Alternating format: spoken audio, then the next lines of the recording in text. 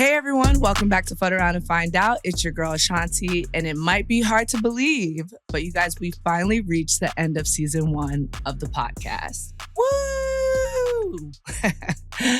What a fun time it has been. So, since Azzi's off with her team, getting buckets and really close wins, we thought a perfect way to end the season would be to give you a compilation of some of the best moments from season 1. First, we have Stephen Curry telling us why he chose to take Azzi under his wing and what makes a great shooter. Having Stephen Curry on was a dream guest. He's one of the best basketball players to ever touch a ball. I want to start by taking it back to 2018 Curry Camp when I was invited. What do you remember about that?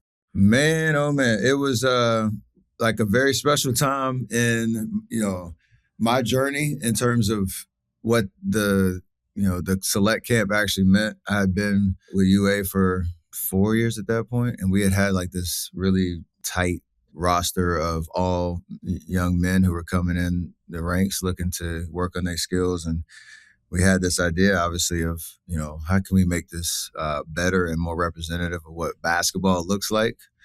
And here you and Cam Brink come in, walking into Walnut Creek, California in the gym. And as the first two female Curry Select campers, and one, I noticed just your confidence walking into the room of, I'm supposed to be here, even if maybe, I don't know what your experience was, but it felt like, one, you were ready to work and you were willing to do any and everything that we asked of you. But two, it was like, you could tell the talent and the skill and the dedication to the game immediately. And so from that point, it was the perfect kind of transition into, you taking that chance on coming and not knowing what you're getting into to now what it looks like, 8 years later, and you paving the way for so many athletes behind you now. And now as a counselor coming in and hanging out with Cannon. You're like part counselor, part babysitter when you come through now, because that's all he was looking for. Is where's Azzi at? I prefer friend. Like me and Cannon, we're friends now. That is true. That is true. If he remembers me. Oh, he definitely remembers you. I still remember getting my invite to that first camp. Cam and I were on the U17 USA team, I think. Or it might have been U16 USA. Whatever. We were on the USA team. Just got to Belarus. My mom called me and she was like, hey, you just got this invite. Have you seen it? And the Wi-Fi was weird, so I hadn't seen it. So they sent it to me. But I remember Cam and I were actually roommates and we were talking about it. And it's like this whole hype video of Curry Camp, what that looks like. And they want to invite me. And I remember like being confused as to why you guys wanted to invite me, but also just in shock. Like, no way. Yeah. And it was funny that we were roommates. We got to talk about it and then see each other a week later there. That is crazy. Just knowing, we broadcast a little bit of the camp, and you've seen some clips of, I think it was like Seventh Woods and Dennis Smith Jr., who were like our first two campers back in the day, into what it was when you showed up. But now we've got 12 to 14 young men and young women, both on as part of the Curry Camp. But none of that would have happened had y'all not accepted the invite and took a chance on us. So we're forever grateful for that, because you had to walk through the door. Well, Aww. We definitely appreciate it. And I do too. It was definitely a life-changing moment and experience, and has been since. Okay, well, you've supported me through high school, my college commitment, through college, through injuries, championships, and now my rookie year. What moment has stood out to you? I mean, how much time do you have? How long is this pod? There's like so many moments with you. I think my favorite moment, though, is you trying to go out here and think that you could win the 3-point contest in a boot. That's still my favorite. You remember that? You were hurt. She's hurt. Like, can't really do all the other drills, but she's still around.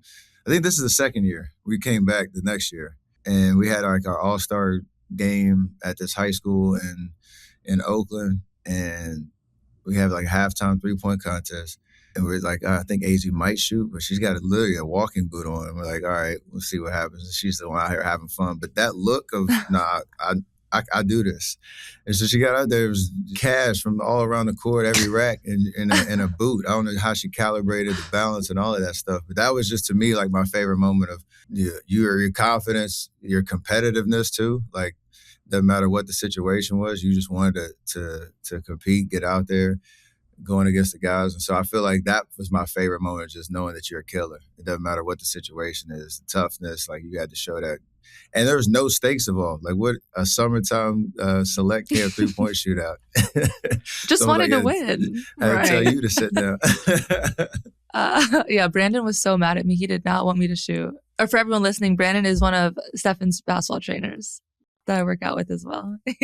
He's serious about it. We have to protect the asset. Like, oh, she's not supposed to be out, and you couldn't tell you anything. So he's been through that a lot with me too. So he was well conditioned for that. Oh, I bet.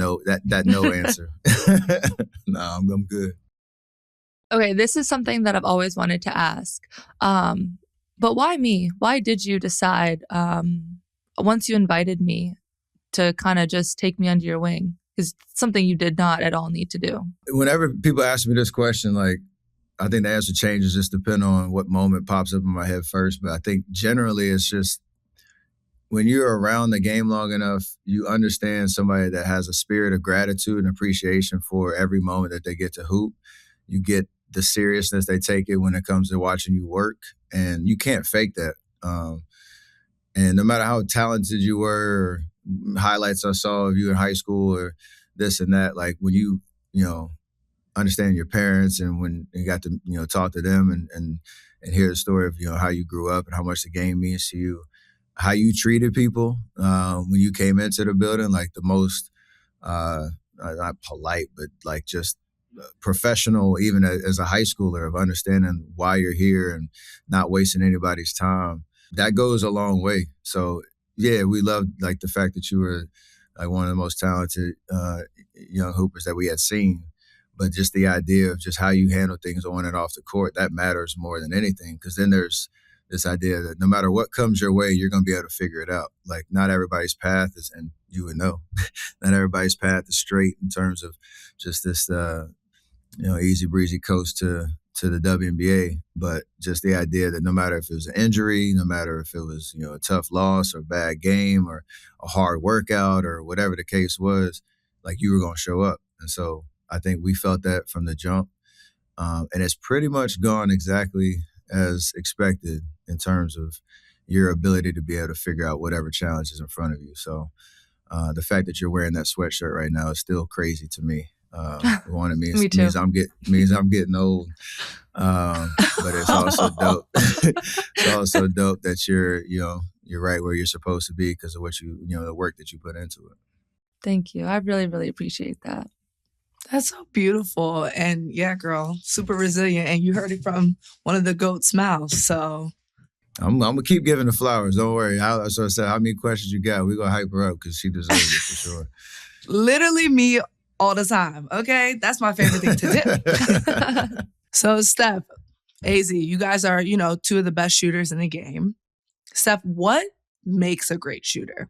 First is confidence. I think that's the biggest. It's kind of undefinable trait in terms of like if I walk in the gym, I don't know how to say who's the most confident of the group if you got a bunch of shooters, but being able to mentally turn off, a miss and have amnesia almost when it comes to what's supposed to happen next. I think there's like mechanics that you could direct somebody to if they're starting from scratch on like what's quote unquote the perfect jump shot in terms of your balance, how your feet are positioned, shoulders squared to the basket, what you're supposed to be looking at on the rim, ball position in the hand, like all that stuff.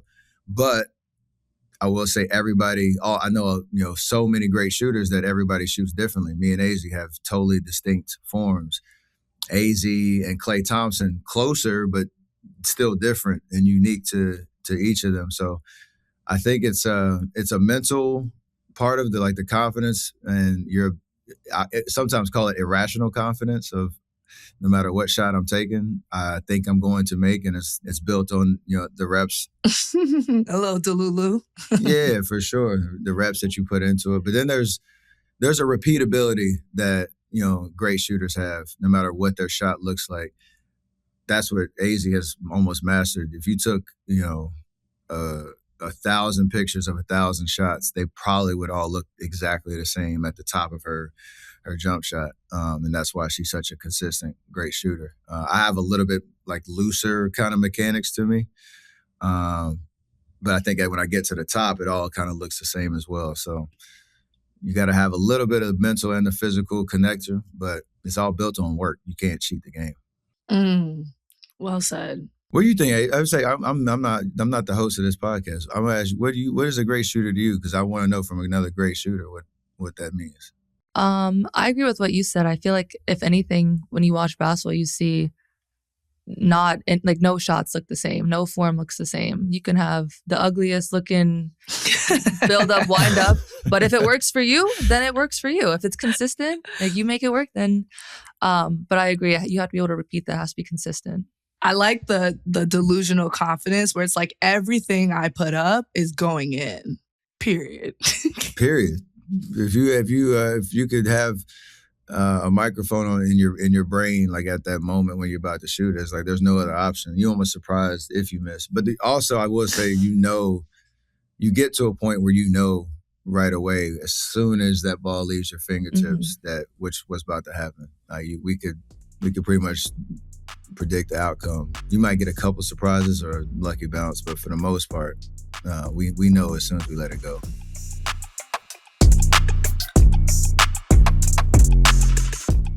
Next, we have Sue Bird talking about all things UConn and advice for Azzi in the future. I felt inspired talking to Sue Bird. I feel like when she talks, it just makes you want to be not only a better basketball player, but like a better person. She wears many hats and she inspires me to live many lives. Okay, so recently we had Coach Oriema on our podcast, and there were a lot of comments on social media after about how he joined our pod before yours. And I was curious to know what your response was to that, but also like, why is that? Why hasn't he joined your pod? Well, he hasn't been invited. Oh, so, okay. Well, that makes sense. That makes sense. So for the podcast I do by myself, Bird's Eye View, that right now is like only players. I think eventually, actually only like WNBA players. And I think eventually I'll start to like branch out, go the coaching route, college players, maybe like that kind of a thing. But right now it's just WNBA players. So he doesn't, the man never played, so he doesn't fit. As far as A Touch More goes, Megan and I talked about it. We want to get CD on before we get anybody on. That'd be a good guess. I support that. CD keeps turning us down. Oh, no. She did say that the other day. She was like, who wants to hear what I have to say? I was like, CD, everyone. Literally. Who doesn't want to hear what you have to say? Everybody. You know everything. You've been there for everything. She's also never it's the boss. So once CD comes on, then maybe we'll throw the invite out to Coach. I'm crying. Okay, you got to keep pushing. I'll keep work on her for me. Yeah, I got you. Not that I hold any power over. Let's be honest, nobody does. So on the pod, we asked Gino a question about NIL, and it came up whether you guys would leave. What do you think if NIL existed when you played? Do you think you would have still stayed at UConn? Oh my God, like left early? I mean, not even early. Like each year, like you can transfer to a different school. And I also want to know your thoughts about if DT would have been leaving too. Nah, I don't think we would have left. I don't think we would have left. I'm a big believer, like, when your team is good, all the money's coming. All the accolades are coming. Everything's coming when your team is good. So, like, whatever you might get if you left to go on your own, I feel like if you stay and you win, which obviously we know that my era, like, we went out champions, like, you're just going to get just as much. So I don't think we would have left. But yeah, I mean, stores would have had to figure it out. They would have had to come. We would have been sponsored by like DP Dough and Ted's. They would have had to figure that out. That would have been really funny. They're gonna have to fundraise. Listen, I basically kept DP Dough afloat. Let's be honest. Single-handedly. Literally. I've actually never had DP Dough. You've never had DP Dough? What's DP Dough? No. It's like a calzone spot, but they have like, I can't even, like a ton of different calzones. And, you know, they deliver after midnight. So, girl. That's enough. that's what it is. That's what it is. So when you were looking for colleges that you wanted to go to, what other schools were you considering? Yeah. So the only 2 other schools that I visited were Stanford and Vanderbilt. Oh, nice. Yeah, I know. Vanderbilt feels like so random for people now, but we'll give Shay a shout out. They're on the come up. They're coming back. Absolutely. Yeah. So those were my 3 final schools. At the time, you got to go way back. Like, I was a big fan of Jen Azzi. So Stanford to me was like, oh, this is where you go to be like the best point guard. You know, so that really stuck out. And I remember Tara Vanderveer kind of recruited me to be a point guard. Vanderbilt, interestingly enough, Jim Foster was there, who's actually Coach Auriemma's like one of his close friends, possibly even like a mentor at one point. They were kind of recruiting me to be a 2, which thinking about that now is like crazy. But yeah, they were recruiting me to be a 2. And then UConn was kind of like, you know how they are. They're like, hey, this is who we are. If you like it, cool, come on over. If not, all good. So they were playing hard to get a little bit. And clearly I was attracted to that. Just the exact same way. I think that's so incredible. Like the exact same way. If you come here, great. If you don't, I know. we look forward to meeting you. People always ask about like what makes them great. And I'm like, the fact that they have literally been the same for, I don't even know how many years they've been there. Like 30, 40 years. This is 40. Yeah. Oh, this is 41. 42? Wow. 41. Oh yeah. 40th was last year. 41 years. They've literally been the same. It's really incredible that they haven't gotten, and I don't say this in a negative way, but that they haven't gotten bored or like complacent in doing, you know, The same. in being great and doing what works. Yeah, it's impressive. Coach reminds us all the time that he's like, well, now it's a little bit different. Before it was, have you guys ever won? No, I've won 11. So like, I'm not doing this for me. I'm doing this for you. I don't believe him when he says that. I'm like, it's a little bit for you. Come on. Like, you like it too. He does. He was having fun. Yeah, he was having fun after last year also. He wasn't just like, oh, you guys enjoy. Nah, he's enjoying it too. Do you remember your visit at UConn? Of course. Oh, tell us about it. Of course. You know, there's not really much to tell. You know, you have a host. Shay Ralph was my host. Oh. Is that correct? I think that's correct. And but you spend time with everybody. You're never, you know, because I'm sure you guys are the same. You roll pretty tight. And so you're with the whole team. They're taking you to some classes like, oh, this is what your day would be like.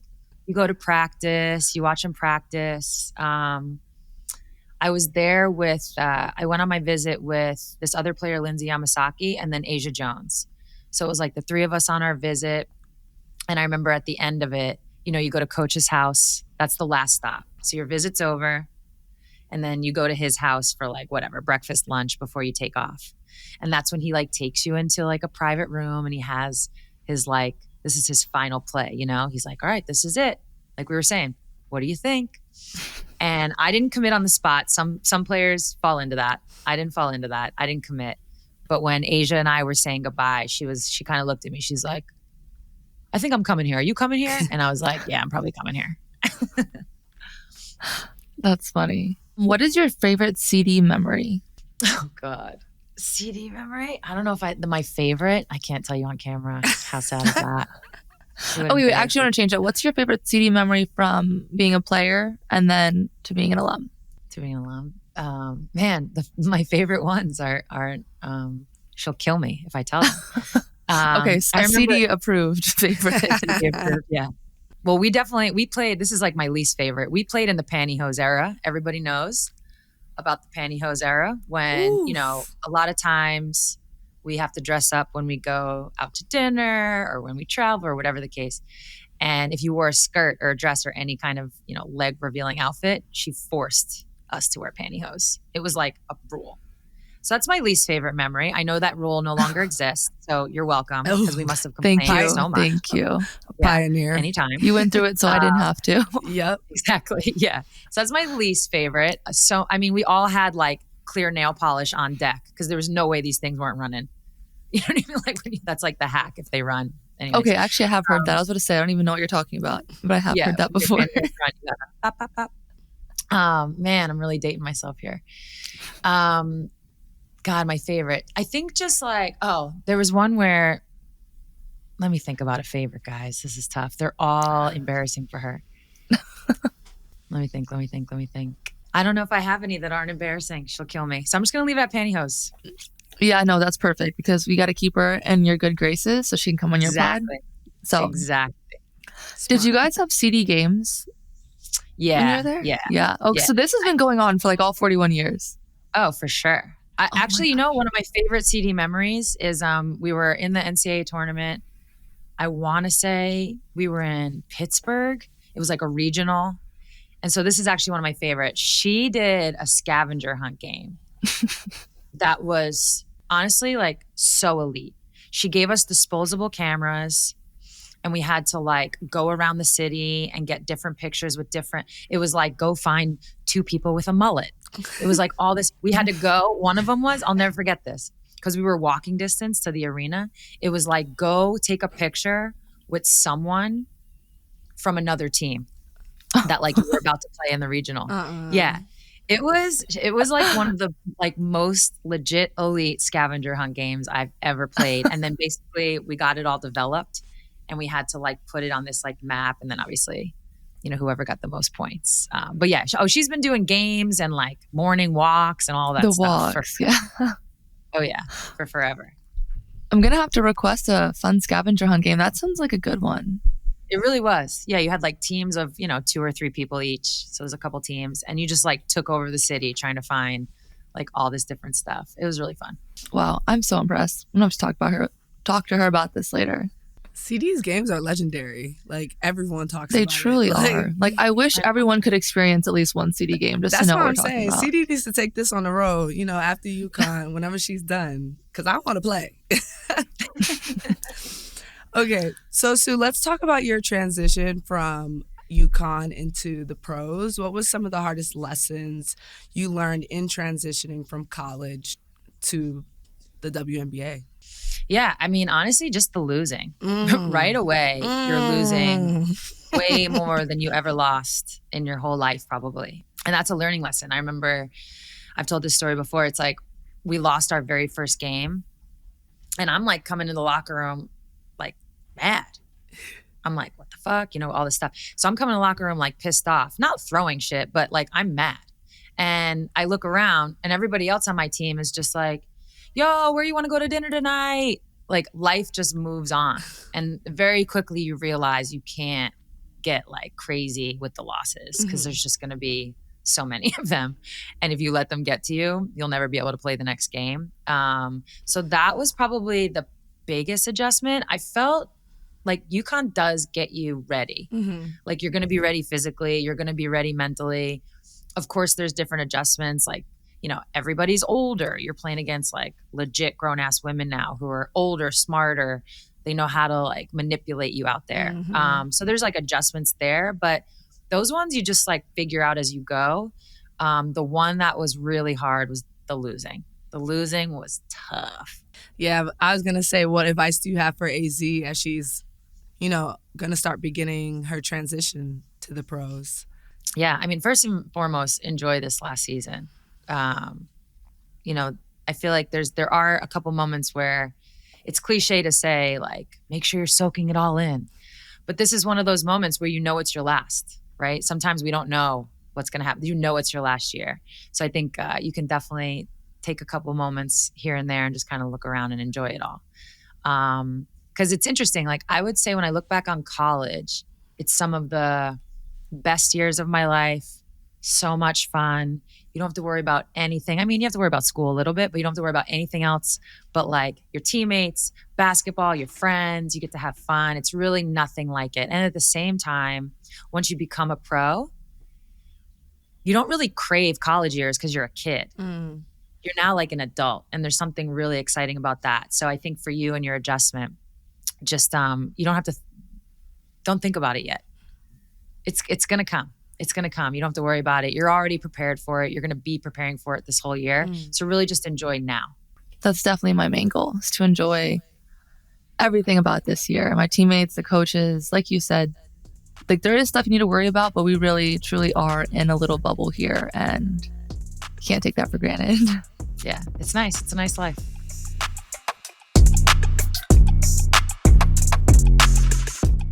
Next, we have the Studbudz talking about all things sliding into the DMs. And when I tell you, they are so funny and so fun, and having them on was a blast, especially right after All-Star Weekend. So speaking of baddies, listen, y'all good looking, y'all get to the money, y'all hoopers. Tell me, I know the baddies are in your DMs.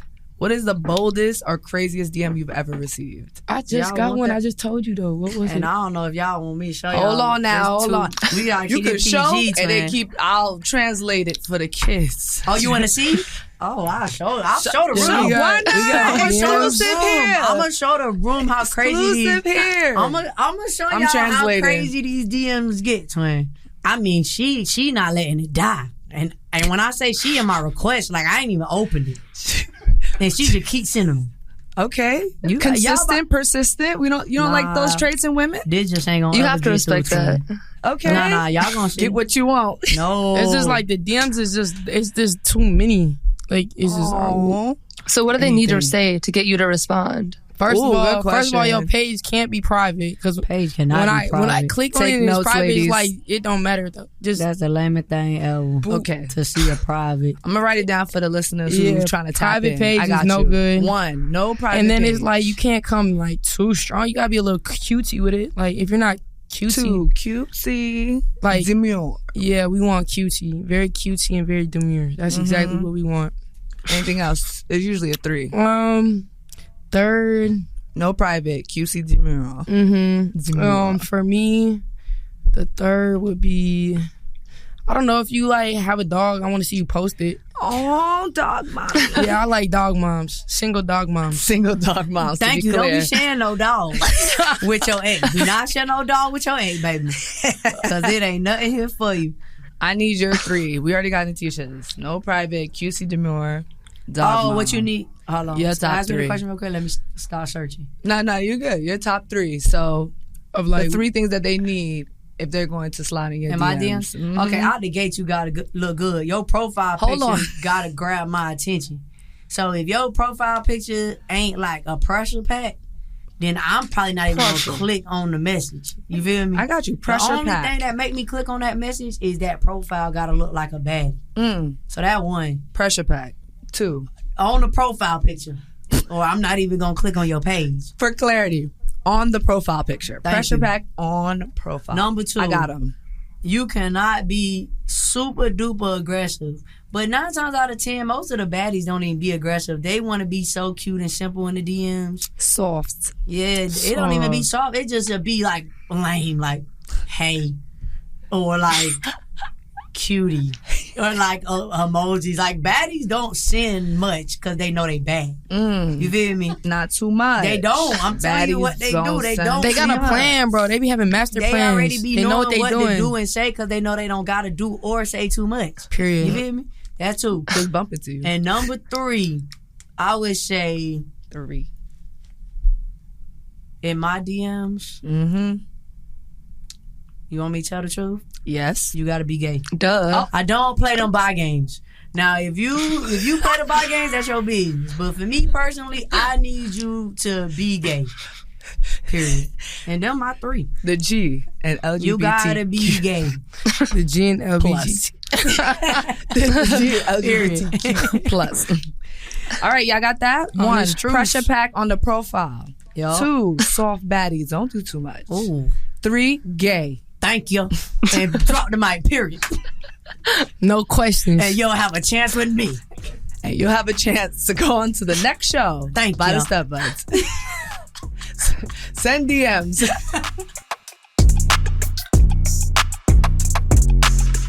This segment of Committed to Care, Women, Health, and Sports is presented by United Healthcare. All right, let's talk about something that does not get enough love. Recovery. Yeah, I know. It's not sexy, it's not viral. No one's making a mixtape of great ice bath moments. There's no top 10 recovery plays on SportsCenter. Nobody's making a big fuss to their friends about their favorite athlete's elite hydration. But if you know, you know, because recovery is the reason you're able to keep showing up. You don't always notice it in the moment, but it's the difference between having that extra little bit at the end of the game or not. Everybody loves the bucket, the win, the moment where we can all say, let's go. But what people don't see is everything that happens after, when your body's like, hey, so about what you just did to me. And this is where a lot of athletes get it wrong, because every athlete learns this at some point. You can't fake recovery. You can pretend you're all good. You can say, I'm fine. You can convince yourself you're ready, but your body will absolutely snitch on you later. Every time. And that's where the gap really shows up, because recovery isn't the same for everyone. And for women athletes in particular, it hasn't always been fully understood, fully prioritized, or built specifically for how our bodies actually work. So what happens? You miss the small things, you rush the process, you don't fully reset. And that's when recovery turns into injury risk. That's when something that could have been managed early turns into something that keeps you out. Recovery isn't separate from injury prevention. It's a huge part of it. And it only works if you actually have the right support around you. Because behind every athlete, and I mean every athlete, there's a whole team. Coaches, trainers, strength staff, nutrition, people paying attention to details that you don't even think about. Even the girls I play with make recovery possible. Sitting in an ice bath next to Sarah, hitting the sauna with Khalees and KK make getting the rest our bodies need more fun and less like a chore. The best teams don't just show up. They communicate. They know what you need, when you need it, and how to adjust before something becomes a bigger problem. That's what's been missing in a lot of places, especially when it comes to women's health. Not enough personalization or attention to how our bodies actually respond. Not enough support built specifically around those needs. Recovery approaches were built around male athletes, with women expected to just adapt. That kind of recovery doesn't take into consideration hormones, training cycles, energy levels. The list goes on, and we're learning more and more every day. That's why I partnered with United Healthcare to help highlight those gaps and push toward a better way of supporting women's health. Because United Healthcare is focused on helping connect people with care that's built around them. Support that helps you catch things earlier, understand what your body needs, and take the right steps before something becomes a bigger issue. Not just reacting, but helping with prevention, because timing matters here too. Catching something early, getting the right support at the right moment. Take the right steps in recovery before something becomes a bigger issue. That's what keeps you out there. Because when you actually take care of your body and you have the right support to do it, you're not just recovering, you're protecting your ability to keep playing. So take care of yourself. Actually take care of yourself. And remember, you don't have to figure it out all alone. You're not supposed to. This segment is presented by United Healthcare. United Healthcare, committed to care. And finally, we have our Fun and Game segment with KK Arnold, who joined us for our Fashion Week debrief. Oh man, having KK and Azzi on is some of the best time. It feels just like having your family on, some of my sisters, to talk about all things fashion and basketball. All right, you guys, we're going to play a quick game of Would You Rather. I'll start. Would you rather the fashion shows or the after parties? Fashion shows. Fashion shows. I'm also going to say fashion shows. Okay, how about this? Heels or flats or sneakers? Heels or sneakers? Heels. I know that's right. Baddie. Like- Heels. Heels. I'm going to say heels too, because I'm always in them anyways. Train or Uber? Yeah, this is the New York City version. Yeah. See, going on a train was like a little quicker. Really? It was like, a lot faster. Yeah, it was a lot night. faster than an Uber. Like, considerably like traffic wise. Okay, so you do So train? like, I would low key, yeah, I'll do train. What about you, Yeah. Azzi? There's a time and place, but Yeah. train, like, you get the full experience. Like, you never know what you're going to get, so it makes it a little more fun, you know? Uber, like, you sit in the car, talk or don't talk. Like, Subway, you might get a little something fun out of it, you know? Girl, nah, you keep that fun. Put me in an Uber. But that's only because I'm from New York. Like, I'm used to being on the train all the time. That makes sense. So that is no brainer for me. Would you rather find a roach or a rat in your apartment? Yo, what's wrong with you? Is death an option? I'm moving out immediately. Like, you it's can their keep my place. stuff too. I don't need it anymore. I mean, would you rather? I mean, either or you gotta find something and then move out. So, which one would you rather find, a rat or a roach? Oh my goodness, it's so bad. That's so bad. Oh gosh. I think I'm going roach because they're smaller. But that means there's a lot. Exactly, there's a lot. There's a lot. Like there's never just one. Rats are. And rat I'm is gonna say a rat because maybe like it's a lone ratatouille. rat. And he's Okay. gonna help me chef. We're gonna stay positive. Oh, yeah. He's gonna get in my hair. Let's start. Yeah. A rat is big. It depends. If the rat Okay. don't eat a lot. Okay, I'm gonna do rat because roach I feel like is like an infestation. Rat, I'm just lone rat, ratatouille vibe. What Okay. about you? Yeah, a rat. Okay. Yeah. Okay, next one. Mini skirt or jorts? Mini skirt. Jorts. Ooh, mini skirt. DoorDash or restaurant? DoorDash. DoorDash. I got excited about that one. Silver or gold jewelry? Silver. I'm gold. You're gold. Okay, You look gold. good in the silver You look today, good though. silver, yeah. Thank you. I think summer gold and then every other time silver. I know we're like toward the end of the summer, which is why silver's coming out for me. Okay, interesting. You just don't like gold. Gold has never. I don't like how it looks on me. Yeah. That's I like it fair. on other people, but on me.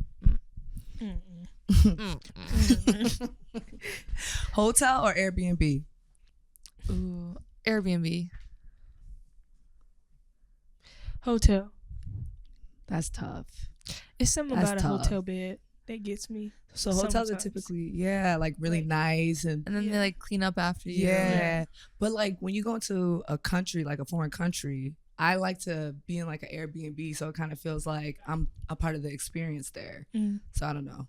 I just like being with other people. Like a hotel, you gotta go to Nice. their room. Be like, let me go to KK's room where Airbnb can just be with them. Like, KK, Yeah. come Yeah. here. That's cute. Ashanti, I love come that. here. I love That's that. true. Glasses or no glasses? Glasses. Glasses. Yeah. Glasses. Streetwear or preppy? Streetwear. Streetwear. Elevated streetwear. Yeah. All right, our last one. Oh, last two. TikTok live or Snapchat stories? Miss Girl. Miss KK. Yeah, this you is a first. KK question. Yeah. Miss- I love me a good Snapchat story now, y'all. I'm not gonna lie. If y'all want to see funny content and filters, go on my Snapchat. What's your Snapchat plug? KBabyBall1. When did you make your Snapchat? Don't ask me. When did you make it? Because that's giving like, you know, when the old AOL is giving like back in the day. KBabyBall1. Yep. Yeah. Yep. What about you? Snapchat or TikTok? You didn't even answer. You said you just love it. I only post. Snapchat. Yeah. Okay, Snapchat. Yeah. I don't really post much publicly on my Snapchat, so I'm gonna go. Okay, add me TikTok. to the private story because I heard what you said. I heard that publicly. So which one? I'm gonna go TikTok. Okay. I'm going to say Snapchat, but hear me out. It's because my niece and nephew, they live in like Arizona, Utah, far away. And their mom Snapchats me every morning of them. Aw. So that's why I choose That's Snapchat. okay, yeah. But TikTok's lit. TikTok, no, yeah. TikTok is lit. TikTok's lit. Always lit. All right, last one. Press-ons or gel nails?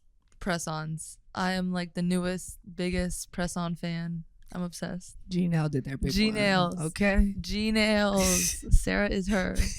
That girl. Ate it up. Gel. Gel? Let me a good glossy gel. Yeah. Mm-hmm. I know this wasn't an option, but I'm like a dip powder girl. Okay. Yeah, like Yeah. boop, and I'm dried, I'm ready to go. So Yeah. dip powder for me. All right, well, that is a wrap on today's episode and season 1 of Fud Around and Find Out. Thank you guys so much for tuning in all season. We're going to miss you, and we're so grateful for all of your support. Don't forget to rate, review, and subscribe to Fud Around and Find Out wherever you get your podcasts, and we'll see you soon.